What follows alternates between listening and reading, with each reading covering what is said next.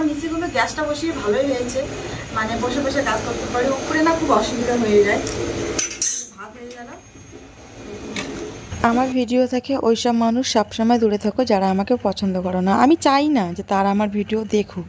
সত্যি তোমরা যদি একজন আমার ভিডিও না দেখো, আমার ভিডিও না চলুক সেটা আমার ব্যাপার, চলুক না চলুক আমি ভিডিও করব। মানে তোমাদের সমস্যাটা আমি বুঝতে পারতেছি না। ভিডিও করলেও দোষ, আমি সংসার সামলে বাচ্চা সামলে তার মধ্যে ভিডিও করি। আমার কি কোনো কাজ থেমে থাকে না? আমার সংসারটা তোমরা এসে করে দাও। মানে কিছু মানুষের কিছু কমেন্ট দেখলে এতটাই রাগ ওঠে। এখন বাজে 11টা, ভাত বসিয়েছি। তো আজকে ব্লগটা আমি এখান থেকে শুরু করলাম। আমার তো মানে ব্লগ কবে করব না করব, কবে দিব আমি নিজেও ঠিক জানি না। হঠাৎ করে আমার ব্লগ দেওয়া হয়। কালকে নিয়ে এসেছে পটল, কালকে পটল সয়াবিন রান্না করছি। আজকে অনেকে পটল ভাজা খাবে। তো এই যে পটলটা হলুদ লবণ একেবারে মেখে নিচ্ছি। এইরকম করে পটল ভাজাটা যে কোনো ভাজাই করলে ভাজাটা ভালো হয়, একদম মুচমুচে হয়। আর ভাজা দেওয়ার পর যদি লবণ হলুদ দেয় তাহলে ভাজাটা সেরকম মুচমুচে হয়। আগে লবণ হলুদ মেখে নিলে ভাজাটা ভালো হয়।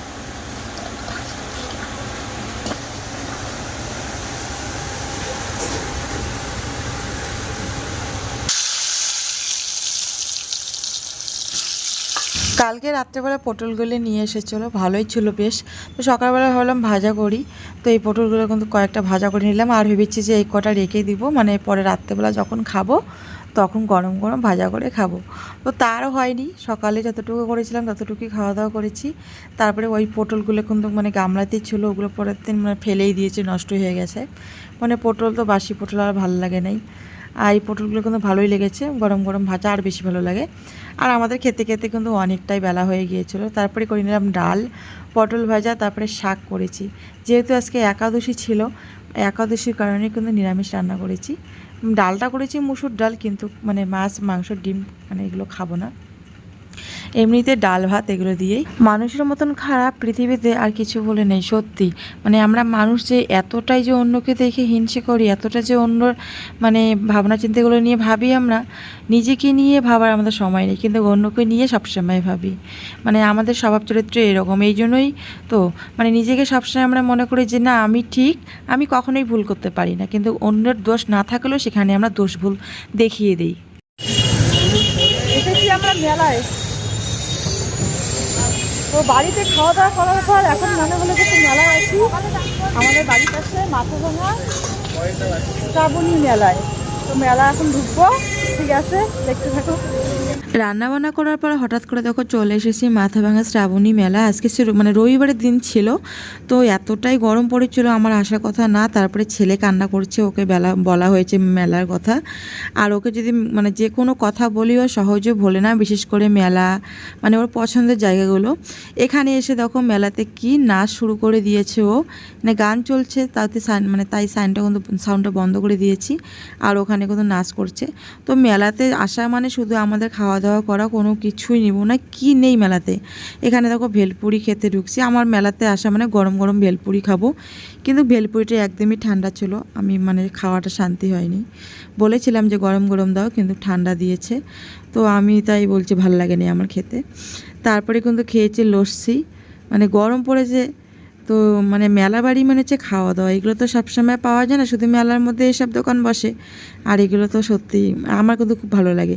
তো ছেলেকেও দেখো দিল, ছেলেটা চাটনি দিয়ে ওরটা টেই নিয়ে, আমাদেরটা লঙ্কা চাটনি ছিল। আমার আবার লঙ্কা চাটনিটা ভালো লাগে না। এখন ছেলের তরকারিতে মানে লঙ্কা টঙ্কা দেই না, তো এখন এমন হয়ে গেছে লঙ্কা খেতে পারি না। তো তিনজনায় দেখো 3 প্লেট নিলাম। আগে আমরা ভেলপুরিটা খাই, তারপরে খাবো লস্যি।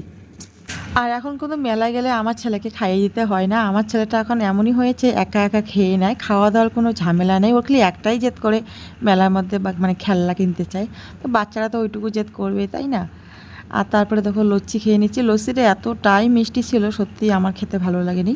মানে লস্যিটা ভালো হয়েছিল, কিন্তু মিষ্টি খুব, আমি একদম মিষ্টি খেতে পারি না। বরকেই দিয়েছি। তারপরে কিন্তু এখানে খেয়ে নিচ্ছি দেখো চাট, মানে 1 প্লেট চাট নিয়েছি আমরা 50 টাকা দিয়ে, আমরা 3 জনায় খেয়ে নিয়েছি। কারণ ওই যে লস্যি আর ভেলপুরি খেয়ে পেট ভরে গিয়েছে, আমি শুধু টেস্ট করলাম, তারপরে বর আর ছেলে খেয়েছে। এখন বাজে রাত্রি 10:30, আর এখন বাড়িতে আসলাম। এসে এই যে মুখ ধুয়ে ফ্রেশ হলাম, আমি ছেলেকেও ফ্রেশ করিয়ে দিলাম, খাইয়ে দিব। তো আমি দেখো লিপস্টিক পরেছি, লিপস্টিক তুলিনি, কারণ আমি এই লিপস্টিকটা কিনলাম। এই নতুন কিনলাম তো একটু এসে একটু দিয়ে দেখলাম যে না কেমন আছে কালারটা। ওখানে তো হাতের মধ্যে দিয়ে দেখায়, তো ঠোঁটের মধ্যে একটু দেখলাম যে কেমন আছে। তো নিচে আরেকটা লিপস্টিক আছে, ওই জন্য সম্পূর্ণ কালারটা ঠিক একটা মানে ভালোভাবে বোঝা যাচ্ছে না, তো তার উপরে দিয়ে দিলাম। তো দেখি ঠিকঠাক আছে। রেড কালারই নিয়েছি আমি। এর আগের একটা আমার মানে মেরুন কালার খয়েরি আছে। ও খেলছে, খেলনা দিয়ে এখন ভাত টাত খাবে। ঘর দুয়ার তো অগোছ ছিল, আর কি বলবো। আচ্ছা, জানলা আমি খুলে দিলাম, এত গরম লাগছে, কি গরম পড়েছে আজকে। ঠিক আছে, এখন খাওয়া দাওয়ার ব্যবস্থা করি, খেলনা গোছাই। মোটামুটি 11:15 কাছাকাছি বাজে। লিপস্টিকটা তুলবো এখন। কালকে রাত্রেবেলা এসে খাওয়া দাওয়া করে নিয়ে ঘুমিয়েছিলাম, শরীর একদম ক্লান্ত ছিল। তারপরের দিন দেখো এত গরম পড়েছে, উঠোনটা ঝাড়লাম, ঝাড়তে ঝাড়তে রেস্ট নিয়ে ঝাড়ছি, কারণ গরমে না সত্যিই। তবু এখন ঠিক আছে, মানে আজকে আকাশটা মানে একদম ঠান্ডা ঠান্ডা আছে, কিন্তু ওইটুকু গরম হবেই। কিন্তু এই মানে হিমশানি গরমের মধ্যে যদি আরও রোদ্দুর দেয় সত্যিই থাকা যায় না। বিশেষ করে কাজগুলো করতে যে এতটাই কষ্ট হয় না, বাড়ির বউ সংসারের কাজ তো করতেই হবে না। আমি এই যে কাজগুলো করি, আমার সংসার সামলাই, বাচ্চা কাচ্চা সামলাই, আবার সংসারের কাছে রান্নাবান্না, আমি কিন্তু এমন কোনো কাজ না যে করি না, আমি সংসারের প্রত্যেকটি কাজই করি। শুধু একটাই খালি, যেহেতু আমরা একসঙ্গে এক বাড়িতেই থাকি, শুধু মানে পূজাটা দেই না, শাশুড়ি মেয়ে দেয়। তো শুধু আমি কিন্তু না যে আমি পুজো দেই না, ও আমার জায়েরা দেয়, এমনটা কিন্তু নয়। আমাদের মানে এখানে মানে আমার শাশুড়ি মাই কিন্তু পুজো করে, আমার বড় যাও কিন্তু পুজো দেয় না, আমিও কিন্তু দেই না, আমার শাশুড়ি মাই পুজো করে। যেহেতু উনি গোপাল পাতিয়েছে, উনি গোপাল পুজো করে, উনি মানে গোপাল এনেছে, এই জন্য পুজোটা গোপালকে উনিই দেয়। একটা কিন্তু সত্যি কথা, মানে আমরা যেহেতু গোপালকে নিজের সন্তানের মতন করে দেখি, তাই যেই সন্তানকে যে মাই মানে নিয়ে আসে, যখন নিয়ে আসে তখন ওই মায়ের টানটা কিন্তু একটু বেশিই থাকে। আমরা তো মানি যে আমরা ছোট্ট গোপাল মানে সবার সন্তান, সবার ভালোবাসা, কিন্তু আমার শাশুড়ি মা যেহেতু গোপালকে নিয়ে এসেছে, ওনার একটু টানটা একটু বেশি, ওই জন্য উনি পূজাটা উনি নিজের হাতে গোপালকে দেন। আর এখন আমাদের চাপটা দেয় না, কারণ আমাদের বাচ্চা কাচ্চা ছোটো, এই জন্যই দেয় না।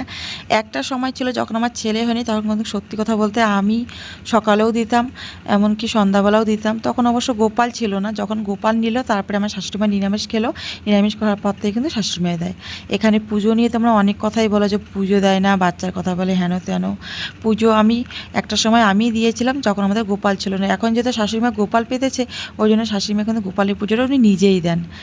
সবসময় এইসব নেগেটিভ কথাবার্তা বলে কি লাভ পান বলেন তো? আমার সংসার আমি বুঝি না, আপনারা সব কিছুই বোঝেন। আমি তো মানুষ, আমি তো কেউ যদি না বোঝে আমি তো বোঝাতে পারবো না, কারণ সবাই একটা সময় এগুলো পার করে যায়। তো সবারটা সবাই বোঝে, অন্য কারো অন্য কথা কেউ বুঝবে না। যাই হোক, আপনারা যেটাই মনে করেন না কোনো, আমার কোনো আফসোস নেই। আমি যতটুকু জানি, যতটুকু সত্য আমি আপনাদেরকে বলি, সেটা যদি আপনারা মিথ্যে মনে করেন আমার কিছু বলার নেই। ভগবান তো একমাত্র আছে, ভগবানই সব দেখছেন। যাই হোক, এদিকে দেখো দুপুরবেলা এখন ছেলেকে নিয়ে স্কুলে গিয়েছিলাম, আজকে ছেলের লাস্ট পরীক্ষা। এদিকে এসে পাঁপড় ভাজা করছি, আর সকালে শাক করেছি, আর আলু সুদ্ধ করেছি, তা দিয়ে কিন্তু এখন দুপুরবেলা খাবো। মানে আজকেও একাদশী ছিল, কালকেও একাদশী ছিল, এই জন্য মানে দুদিন নিরামিষ। তার আগের দিনও শনিবার ছিল, নিরামিষ খেতে খেতে এই সপ্তাহটা গেল। শ্রাবণ মাসটা তো সম্পূর্ণ মাসটাই মনে করি নিরামিষে, শুধু 2-1 দিন মাছ খেয়েছি, মাংস তো ঘরেই ওঠেনি। যাই হোক, দেখো এদিকে পাঁপড় ভাজা করছি, আর ছেলে আমাকে হেল্প করছে। মানে আমার ছেলে না রান্নাবান্নার দিকে বেশি একটু মানে উৎসাহ থাকে, ওর রান্নাটাকে খুব বেশি পছন্দ করে।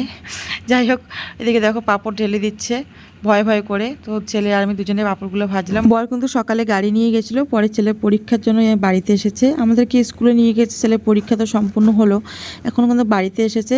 বাড়িতে ভাত খেয়ে আবার গাড়ি নিয়ে বেরোবে, তো এই জন্য পাঁপড় ভাজা করে দিচ্ছি গরম গরম, আর আমাদেরও খাওয়া হবে, তারপরে খাওয়া দাওয়া করে নেব।